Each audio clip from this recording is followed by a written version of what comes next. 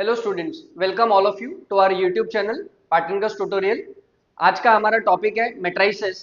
तो चलिए आइए शुरू करते हैं स्टूडेंट्स, अगर आपको याद होगा तो पिछले वीडियो में हमने सीखा था कि हमने मैट्रिक्स का एडजॉइंट कैसे फाइंड करना है। एक्सरसाइज 2.2 हमने स्टार्ट की थी। उसी नॉलेज को हम आगे कंटिन्यू करते हुए आज हम सीखने वाले हैं किसी भी स्क्वायर मैट्रिक्स का इनवर्स कैसे फाइंड करना है एडजॉइंट मेथड यूज करके। तो जरा आइए इस तरफ स्टार्ट करते हैं हम। इनवर्स हेडिंग है, inverse of a square matrix by adjoint method if A I J M cross N. मतलब स्टूडेंट्स ये स्क्वायर मैट्रिक्स है। और कैसा स्क्वायर मैट्रिक्स है? तो नॉन सिंगुलर स्क्वायर मैट्रिक्स है स्टूडेंट्स। अगर आपको याद होगा तो फर्स्ट लेक्चर में हमने सीखा था सिंगुलर मैट्रिक्स है नॉन सिंगुलर मैट्रिक्स। मतलब क्या होता है, जिस भी मैट्रिक्स का डिटर्मिनेंट का वैल्यू जीरो है तो उसे हम सिंगुलर मैट्रिक्स बोलते हैं स्टूडेंट्स। और डिटर्मिनेंट ऑफ ए का वैल्यू जीरो नहीं है तो उसे हम नॉन सिंगुलर मैट्रिक्स बोलते हैं। तो ए मैट्रिक्स है ए आई जे वाला। और कैसा मैट्रिक्स है स्टूडेंट? स्क्वायर मैट्रिक्स जो कि नॉन सिंगुलर है। मतलब क्या? डिटर्मिनेंट ऑफ ए का value is not equal to zero, then its inverse exist and is given by. मतलब ऐसा स्क्वायर मैट्रिक्स जिसका डिटर्मिनेंट का वैल्यू जीरो नहीं है और उसका इनवर्स एग्जिस्ट होता है। अभी इनवर्स फाइंड करने का फॉर्मूला ये है कि A inverse is equal to 1 by determinant of A into adjoint of A. अभी एडजॉइंट ऑफ ए हम पिछले वीडियो में निकाल चुके हैं। अब सपोज जिन भी स्टूडेंट ने पिछला वीडियो नहीं देखा है तो मेरी ये रिक्वेस्ट रहेगी कि आप प्रीवियस वीडियो देखिए और उसके बाद ही ये वीडियो देखिए, क्योंकि ये प्रीवियस इसके ऊपर डिपेंडेंट है। तो चलिए एक्सरसाइज 2.2 का नेक्स्ट क्वेश्चन करते हैं। Question number 5, find the inverse of the following matrices by adjoint method. Matrix A दिया है, 2x2 वाला मैट्रिक्स है। इस एग्जाम्पल का वेटेज बोर्ड एग्जाम में स्टूडेंट्स 3 मार्क होगा। तो लिखिए सॉल्यूशन एग्जाम्पल के लिए। लेट, इस मैट्रिक्स को हम मैट्रिक्स ए कंसिडर कर लेते हैं स्टूडेंट्स। तो लिखिए मैट्रिक्स ए -1 5 फर्स्ट रो में, -3 2 सेकेंड रो में। अब सबसे पहले क्या करना है स्टूडेंट्स, हमें डिटर्मिनेंट का वैल्यू निकालना है। तो लिखिए therefore determinant of A equal to first row -5 second row -3 2। अभी इस डिटर्मिनेंट की वैल्यू निकालनी है तो this into this, -1 into 2 -2 minus this into this जो कि हमें देगा -15। तो ये जाएगा -2 + 15। तो ये वैल्यू है स्टूडेंट्स 13। तो डिटर्मिनेंट ऑफ ए की वैल्यू 13 आ चुकी है। अब क्योंकि डिटर्मिनेंट ऑफ ए की वैल्यू जीरो नहीं है इसीलिए ए इनवर्स एग्जिस्ट होगा। तो लिखिए since determinant of A is not equal to zero, hence A inverse exist. अब क्योंकि ए इनवर्स एग्जिस्ट हो रहा है तो हम ये डेफिनेशन यूज करके हम इनवर्स निकालेंगे। अब इसके लिए डिटर्मिनेंट ऑफ ए की वैल्यू हम ऑलरेडी निकाल चुके हैं स्टूडेंट्स। अभी हमें क्या निकालना है? Adjoint of A. तो लिखिए आगे बढ़ते हैं, क्या करेंगे हम? माइनर्स एंड कोफैक्टर्स निकालेंगे। तो पेज को आप 2 पार्ट्स में डिवाइड कर दीजिए। लेफ्ट हाफ में आप लिखिए माइनर्स और राइट हाफ में आप लिखिए कोफैक्टर्स। अभी माइनस कैसे निकालना है हमने स्टूडेंट सीखा था लास्ट टाइम, ठीक है? तो यहाँ पे लिख लीजिए पहला माइनर क्या होगा स्टूडेंट्स? M11। तो M11 फाइंड करते वक्त क्या करना है स्टूडेंट्स आपको? First row first column delete करना है। तो ये नंबर बच गया, तो ये फर्स्ट माइनर है। नेक्स्ट M12 क्या करना है? फर्स्ट रो सेकेंड कॉलम छोड़ना है, -3 बच गया, यहाँ पे लिखिए -3। नेक्स्ट माइनर आएगा M21। तो M21 के लिए क्या करना है? सेकेंड रो फर्स्ट कॉलम छोड़ना है। सेकेंड रो फर्स्ट कॉलम छोड़ दिया तो ये वाली एंट्री बच गई। फिर नेक्स्ट फाइंड करना है M22। क्या करना है? सेकेंड रो सेकेंड कॉलम छोड़ देना है। क्या बच गया? -1। तो ये सारे हमारे निकल गए माइनर्स। अब क्या निकालना है स्टूडेंट्स? हमें कोफैक्टर्स निकालने हैं। तो रिकलेक्ट कीजिए पिछला लेक्चर। कोफैक्टर का क्या डेफिनेशन है स्टूडेंट्स? कोफैक्टर का डेफिनेशन है A I J is equal to -1 raise to I plus J into M I J. ये कोफैक्टर्स की डेफिनेशन है स्टूडेंट्स। अब ये डेफिनेशन यूज करके हम कोफैक्टर्स निकालेंगे। तो M11 इसका कोफैक्टर क्या होगा? A11 -1 raise to 1 + 1 2 into M11 -1 raise to 2 + 1 होता है। M11 की वैल्यू कितनी है स्टूडेंट्स? 2। तो 1 इंटू 2 2 आ गई। ये फर्स्ट को फैक्टर है हमारा। नेक्स्ट को फैक्टर निकालना है A12 -1 रेस टू 1 + 2 3 होता है into M12 -1 raise to 3 -1 into M12 की वैल्यू -3 है, तो ये वैल्यू 3 हो गई A12 की। नेक्स्ट को फैक्टर है A21 -1 raise to 2 + 1 3 into M21 -1 raise to 3 -1 M21 की वैल्यू स्टूडेंट्स 5 है। बहुत आसान है, क्या करना है, हमने लास्ट टाइम किया था वही सेम चीज कंटिन्यू कर रहे हैं। तो मल्टीप्लाई हो जाएगा, तो ये आंसर -5 है। और आखिरी वाला जो को फैक्टर है वो है A22, तो ये आएगा -1 रेस टू 2 + 2 4 हो गया इंटू M22 की वैल्यू -1 रेस टू 4 + 1 M22 की वैल्यू -1। ये दोनों को मल्टीप्लाई करेंगे तो ये -1 आ गया। तो ये हमने क्या किया स्टूडेंट, सारे कोफैक्टर्स फाइंड कर लिए। अब क्या करना है, ये जो कोफैक्टर्स मिले इनको हमें मैट्रिक्स में अरेंज करना है, मतलब कोफैक्टर मैट्रिक्स लिखना है स्टूडेंट हमें। तो लिखिए देयरफॉर मैट्रिक्स बी नाम दे देता हूं मैं इस कोफैक्टर मैट्रिक्स को। तो पहला रो क्या आएगा, A11 A12, फिर आएगा A21 A22। तो therefore this will be further equal to क्या होगा, अभी ये एंट्रीज हमें यहाँ पर मैट्रिक्स के फॉर्म में लिखनी है। तो A11 के जगह पे 2, A12 3, A21 -5, A22 -1। तो इसको हम क्या बोलते हैं, कोफैक्टर मैट्रिक्स बोलते हैं। रिकलेक्ट कीजिए लास्ट टाइम हमने किया था इसको। अब क्या करना है, इस मैट्रिक्स का हमें ट्रांसपोज निकालना है स्टूडेंट्स। तो लिखिए देयरफॉर बी ट्रांसपोज, इसको नाम दिया है adjoint of A, that is equal to transpose निकालना है। तो ट्रांसपोज कैसे निकालना है, रो को कॉलम में चेंज करना है। तो फर्स्ट रो फर्स्ट कॉलम बन जाएगा और second row students second column बन जाएगा। तो ये हमारा क्या आ गया, एडजॉइंट ऑफ ए आ गया। बट हमें क्या निकालना है, ए इनवर्स निकालना है। तो देखिए यहाँ पे ए इनवर्स की क्या डेफिनेशन है, one by determinant of A into adjoint of A. तो लिखिए देयरफॉर, ऐसे लिखिए now A inverse is equal to one by determinant of A into adjoint of A। ठीक है, तो अब क्या करना है, 1/डिटर्मिनेंट ऑफ A की वैल्यू। तो स्टार्टिंग में देख लीजिए डिटर्मिनेंट ऑफ A की वैल्यू हमने ऑलरेडी निकाल ली है, वो वैल्यू कितनी है 13 इंटू एडजॉइंट ऑफ A। ये जो मैट्रिक्स मिला यही तो एडजॉइंट ऑफ A है।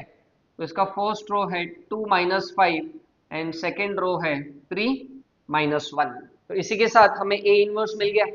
अच्छा, और एक चीज इसमें कर सकते हैं कि ए इनवर्स यहाँ जो मिला है, अब ये जो 1/13 है इसको हम मैट्रिक्स के अंदर मल्टीप्लाई कर सकते हैं। रिकलेक्ट, स्केलर मल्टीप्लिकेशन हमने 11th स्टैंडर्ड में सीखा है। मतलब कोई भी अगर नंबर मैट्रिक्स के बाहर है तो मैट्रिक्स के सारे एलिमेंट्स को वो नंबर मल्टीप्लाई हो सकता है। तो हम क्या कर सकते हैं, आप आंसर को यहाँ पर भी रख सकते हो बट मैं और सिंप्लीफाई कर देता हूँ। तो लिखिए final answer A inverse is equal to, अब क्या होगा 1/13 अंदर जाएगा तो 1/13 इंटू 2, तो ये पहली एंट्री हो जाएगी 2/13। वैसे 1/13 इसको भी मल्टीप्लाई होगा तो नेक्स्ट एंट्री है -5/13। नेक्स्ट सेकेंड रो पे आ जाते हैं। तो सेकेंड रो पे है, ये हो जाएगी एंट्री 3/13 और ये स्टूडेंट एंट्री हो जाएगी -1/13। इसी के साथ हमें ये ए इनवर्स मिल चुका है। तो आपने देख लिया कितने इजीली हमने ए इनवर्स एडजॉइंट मेथड से निकाल लिया है। तो जरा आप प्लीज इसका स्क्रीनशॉट ले लीजिए, फिर हम दूसरे एग्जाम्पल की तरफ चलते हैं। चलिए स्टूडेंट्स, तो आगे बढ़ते हैं नेक्स्ट क्वेश्चन की तरफ। अच्छा, अभी क्वेश्चन 5th में एक एग्जाम्पल मैंने किया 2 × 2 वाला, वैसे ही जो सेकंड वाला एग्जाम्पल है 5th का उसे आपको करना है। अब हम चलते हैं क्वेश्चन 5 का थर्ड एग्जाम्पल की तरफ, जो कि है 3x3 मैट्रिक्स। क्वेश्चन की हेडिंग वही है कि हमें इनवर्स निकालना है एडजॉइंट मेथड से। तो ये 3x3 मैट्रिक्स है। अच्छा, इस प्रॉब्लम का वेटेज स्टूडेंट्स होगा 4 मार्क। मतलब अगर 2x2 वाला मैट्रिक्स आता है तो वो 3 मार्क के लिए आएगा बोर्ड एग्जाम में, और अगर 3x3 वाला मैट्रिक्स आता है तो वो 4 मार्क के लिए आएगा। बहुत इंपॉर्टेंट पार्ट है क्योंकि इनवर्स बाय एडजॉइंट मेथड आ सकता है एग्जाम में। तो चलिए लिखिए सॉल्यूशन एग्जाम्पल के लिए। तो सबसे पहले स्टूडेंट हमें क्या करना है कि जो मैट्रिक्स है उसको ए कंसिडर कर लेते हैं और फिर उसका डिटर्मिनेंट का वैल्यू निकालना है। तो चलिए लिखिए लेट, इसको हम मैट्रिक्स ए ले लेते हैं। इसका फर्स्ट रो है 1 0 0, सेकेंड रो और थर्ड रो। देयरफॉर क्या करना है, डिटर्मिनेंट ऑफ ए की वैल्यू निकालनी है। तो जो भी मैट्रिक्स के एंट्रीज है वो हमें डिटर्मिनेंट के फॉर्म में लिखने हैं। तो लिखिए फर्स्ट रो, सेकेंड रो और थर्ड रो। अब हमें डिटर्मिनेंट की वैल्यू कैसे निकालनी है वो प्रोसीजर ऑलरेडी हमें आता है।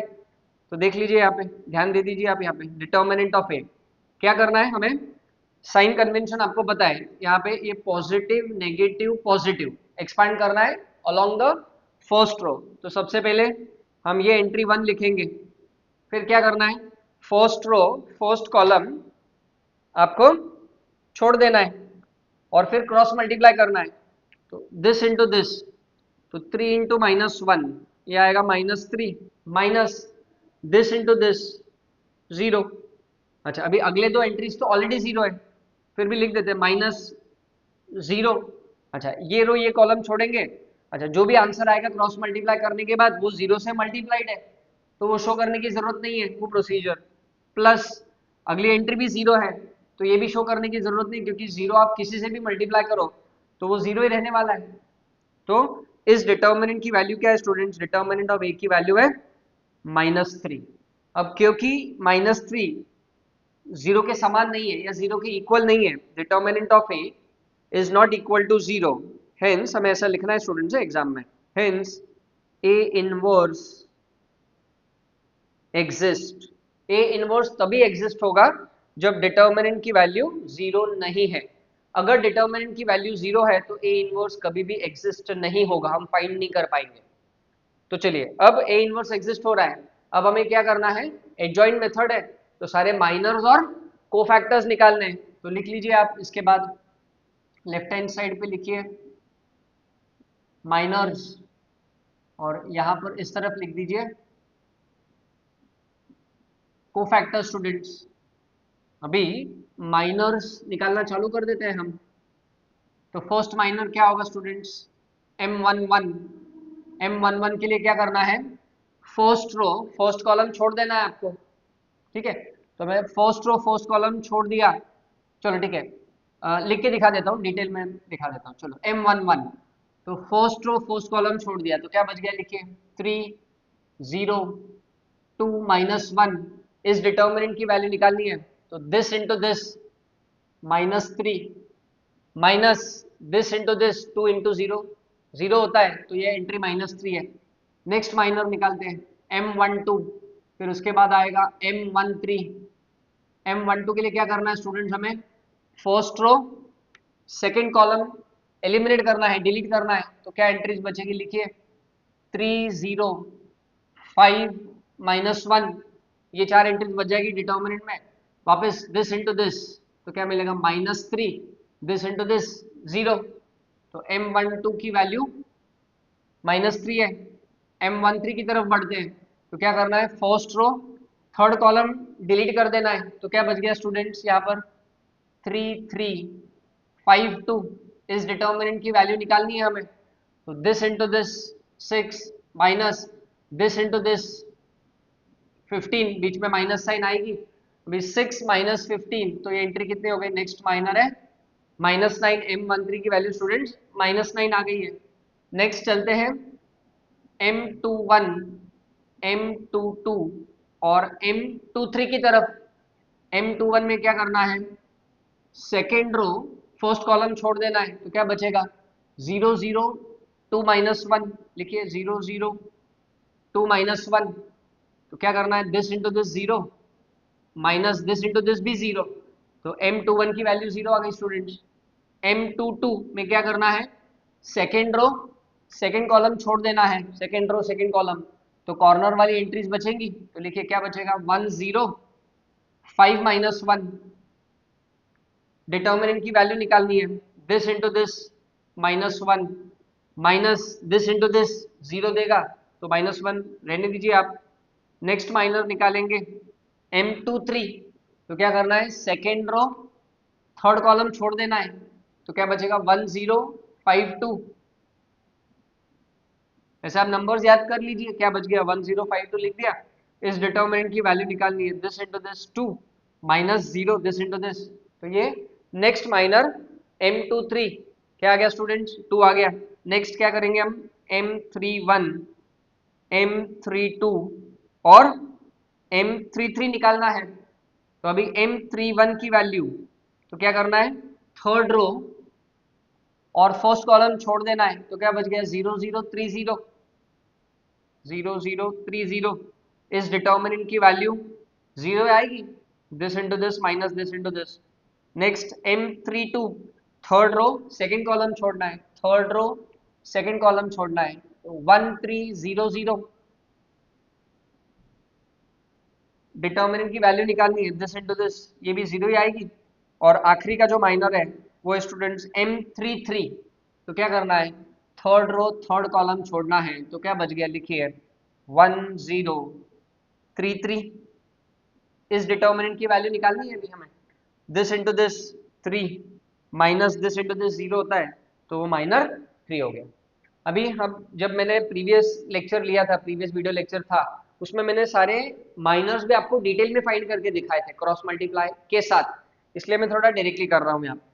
अब क्या करना है स्टूडेंट्स, हमें कोफैक्टर्स निकालने हैं, तो रिकलेक्ट कीजिए कोफैक्टर की क्या डेफिनेशन है students, A I J is equal to minus 1 raise to I plus J into M I J, तो जितने माइनर्स है सबके कोफैक्टर्स निकाल लेते हैं, वो फॉर्मूला है हमारा। तो लिखिए पहला कोफैक्टर क्या आएगा स्टूडेंट्स, तो पहला कोफैक्टर आएगा A11, क्या करना है, minus 1 raise to 1 plus 1 2 into M11 की वैल्यू, माइनस 1 रेस टू 2 1 होता है, M11 की वैल्यू कितनी है, माइनस 3, दोनों को मल्टीप्लाई करेंगे तो ये वैल्यू माइनस 3 आ गई। Next A12 minus 1 raise to 1 plus 2 3 into M12 minus 1 raise to 3 minus 1 into M12 की वैल्यू क्या है स्टूडेंट्स, माइनस 3, तो दोनों को मल्टीप्लाई करेंगे तो 3 आ जाएगा। नेक्स्ट कोफैक्टर है A13 minus 1 raise to 1 plus 3 4 आ जाएगा, और M13 की वैल्यू, तो minus 1 raise to 4 plus 1, M13 की वैल्यू माइनस 9, दोनों को मल्टीप्लाई करेंगे आंसर माइनस 9 है। Next A21 minus 1 raise to 2 plus 1 3 into M21, तो ये क्या हो जाएगा माइनस 1 इंटू M21 की वैल्यू 0, अब किसी भी नंबर को आप 0 से गुना करो मल्टीप्लाई करो तो नंबर सेम रहता है, ठीक है। चलिए आगे बढ़ते हैं नेक्स्ट कोफैक्टर की तरफ, A22 minus 1 raise to 2 plus 2 4 into M22, तो ये हो जाएगा 1, और M22 की वैल्यू है माइनस 1, तो दोनों को मल्टीप्लाई करेंगे तो आंसर माइनस 1 हो गया। अच्छा, अगर आपको याद होगा तो पिछले वीडियो लेक्चर में मैंने आपको ट्रिक भी बताई थी कि क्या करना है आपको, जहाँ पे आप ऐड करोगे, जैसे यहाँ पे 1 प्लस 1, यहाँ पे 1 प्लस 1 इवन होता है, आप याद रख सकते हो। तो दूसरा पेन यूज कर लेता हूँ मैं, 1 प्लस 1 ये एक इवन नंबर होता है, तो जहाँ पे इवन नंबर आएगा वहाँ पे जो माइनर आएगा वही कोफैक्टर का वैल्यू हो जाएगा, इवन नंबर है। और जहाँ पे ऑड होता है, जैसे यहाँ पे 1 प्लस 2 इज इक्वल टू 3 होता है, अभी 3 एक ऑड नंबर है, अब क्योंकि ये ऑड नंबर है, देखिए ये जो माइनर है और ये कोफैक्टर है वो सिर्फ साइन में चेंज होगा, मतलब माइनस 3 का प्लस 3 हो गया, बहुत आसान तरीका है, ये भी आप यूज कर सकते हो। बट एग्जाम में आपको पूरा ये शो करना है ये प्रोसीजर, ठीक है। चलिए नेक्स्ट को फैक्टर की तरफ बढ़ते हैं। 823 -1/2 + 3 5 इंटू M23 -1/5 5 होता है। M23 की वैल्यू 2, तो ये वैल्यू -2 आ गई। नेक्स्ट A31 -1/3 + 1 4 इंटू M31, ये हो जाएगा +1, और M31 की वैल्यू 0 है तो ये भी वैल्यू 0 हो जाएगी। सिमिलरली क्योंकि ये 0 है तो वो वाला कोफैक्टर भी 0 ही मिलना है, तो डायरेक्टली लिख देता हूँ मैं इसको। चलो A32 की भी वैल्यू 0 ही होगी क्योंकि माइनर की वैल्यू 0 है, और आखिरी तो A33 की वैल्यू क्या हो जाएगी स्टूडेंट्स, -1/3 + 3 6 इंटू M33, तो ये 1 इंटू 3, ये वैल्यू हो गई 3। तो ये सारे हमने कोफैक्टर्स निकाल लिए। अच्छा, आप ये ट्रिक यूज करके भी कोफैक्टर्स निकाल सकते हो, बट अगर आप ध्यान रखिए, अच्छा टेक्स्ट बुक ने यहाँ पे क्या किया है, उन्होंने कभी कभी माइनर्स नहीं निकाले हैं, डायरेक्टली कोफैक्टर्स का फॉर्मूला यूज किया है। तो आप भी ऐसा कर सकते हो, मतलब अगर आपको माइनर्स नहीं निकालने हैं, अगर 3x3 वाला मैट्रिक्स आपको दिया है, आप एडजॉइंट निकाल रहे हो, तो जरूरी नहीं कि आप माइनर्स निकालो, आप डायरेक्टली कोफैक्टर्स का फॉर्मूला यूज करके ये जो डिटर्मिनेंट की वैल्यू है ये माइनर आप यहाँ पे निकाल के दिखा सकते हो। बट मेरा सजेशन ये रहेगा कि आप स्टेप वाइज जाइए, माइनर्स निकालिए, कोफैक्टर्स निकालिए, कोई भी गलती नहीं होनी चाहिए, क्योंकि माइनर्स और कोफैक्टर्स में गलती हो गई तो स्टूडेंट्स इनवर्स रॉन्ग हो जाएगा, इसलिए स्टेप वाइज जाइए। अब क्या करना है, ये जो कोफैक्टर्स है ये हमें मैट्रिक्स में अरेंज करने हैं स्टूडेंट्स, कोफैक्टर मैट्रिक्स लिखना है हमें। तो चलिए आगे बढ़ते हैं कोफैक्टर मैट्रिक्स की तरफ। अभी इस कोफैक्टर मैट्रिक्स को हम नाम दे देंगे मैट्रिक्स बी। तो लिखिए B इक्वल टू A11, चलो थोड़ा नीचे लिख देता हूं मैं इस तरफ, तो मैट्रिक्स बी लिखिए क्या होगा, A11 A12 A13 A21 A22 A23, और थर्ड रो होगा A31 A32 A33। अभी क्या करना है, ये जो कोफैक्टर्स हमने निकाले ना स्टूडेंट्स, इनको हमें मैट्रिक्स के फॉर्म में अरेंज करना है। तो लिखिए देयरफॉर मैट्रिक्स बी, तो पहले जो 3 कोफैक्टर्स निकाले ये बन जाएगा हमारा फर्स्ट रो। तो लिखिए फर्स्ट रो में क्या आएगा, -3 3 -9। नेक्स्ट 3 जो कोफैक्टर्स निकाले वो नेक्स्ट रो बन गया, तो क्या होगा 0 -1 -2, और थर्ड रो क्या होगा स्टूडेंट्स, थर्ड रो होगा 0 0 एंड 3। ये मैट्रिक्स भी मिल गया, बट हमें क्या चाहिए, एडजॉइंट ऑफ ए निकालना है, तो बी ट्रांसपोज लेना पड़ेगा। तो B transpose is equal to adjoint of A, तो बी का ट्रांसपोज लेना है, ट्रांसपोज लेना मतलब जो रो में लिखा है उसको हमें कॉलम में लिखना है।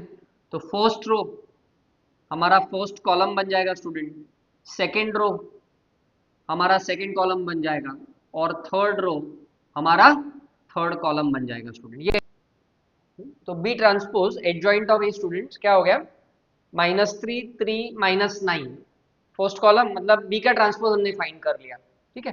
अब हमें क्या करना है, ए इनवर्स निकालना है। तो लिखिए therefore A inverse is equal to 1 by determinant of A into adjoint of ए।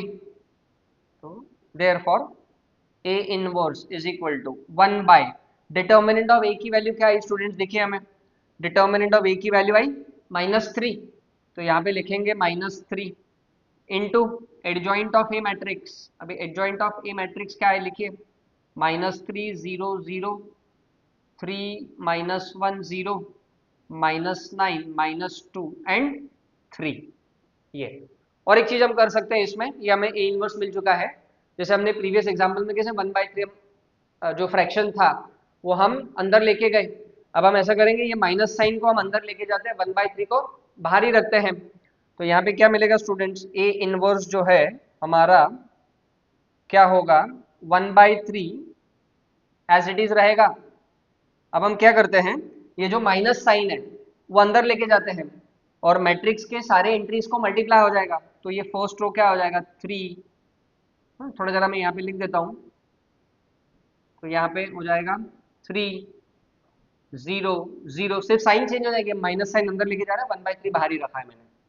ये हो जाएगा -3 1 0, और जो आखिरी का थर्ड रो है वो स्टूडेंट्स थर्ड रो बन जाएगा 9 2 और -3। तो इसी के साथ हमने क्या किया स्टूडेंट्स, ए इनवर्स निकाल लिया। बहुत इजी है बट बहुत इंपॉर्टेंट है।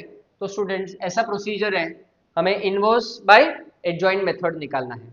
वैसे हमने जैसे फिफ्थ का थर्ड एग्जाम्पल किया है, ये 3x3 वाला मैट्रिक्स है, तो फिफ्थ का जो नेक्स्ट एग्जाम्पल है वो भी 3x3 वाला है, वो भी आपको स्टूडेंट्स होमवर्क के लिए करना है। और स्टूडेंट्स आपको ये ध्यान रखना है कि जैसे ये एग्जाम्पल्स है, आज हमने सीखा इनवर्स बाय एडजॉइंट मेथड, तो आप क्या करना है कि ये एक्सरसाइज होने के बाद आपको नीचे वीडियो के डिस्क्रिप्शन में आपको एक लिंक मिलेगी, वहां पे आपको उस लिंक पर क्लिक करना है। आप उस लिंक पे क्लिक करेंगे तो आपको एक पीडीएफ ओपन होगा, तो वो प्रैक्टिस एग्जाम्पल्स होंगे। देखो मैं कितना भी सिखाऊं, आपको प्रैक्टिस करना बहुत ज़रूरी है, क्योंकि जब हम प्रैक्टिस करते हैं तो ही हमें सारी चीज़ें मालूम पड़ती है, क्या कैसे करना है, किस तरीके से करना है।